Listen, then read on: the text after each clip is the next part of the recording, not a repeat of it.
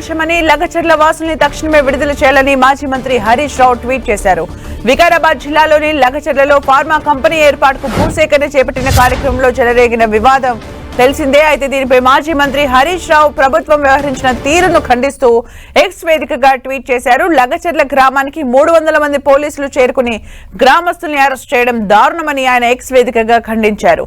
Pharma భూసేకరణకు నిరాకరించిన వాళ్లను పోలీసులతో బెదిరించాలని చూడడం హేయమైన చర్యగా హరీష్ ట్వీట్ లో పేర్కొన్నారు.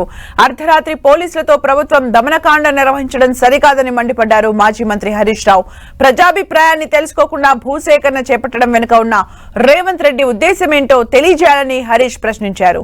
సీఎం వ్యక్తిగత ప్రయోజనాల కోసం చేపడుతున్న భూసేకరణను తక్షణం నిలిపివేయాలని ట్వీట్ లో పేర్కొన్నారు.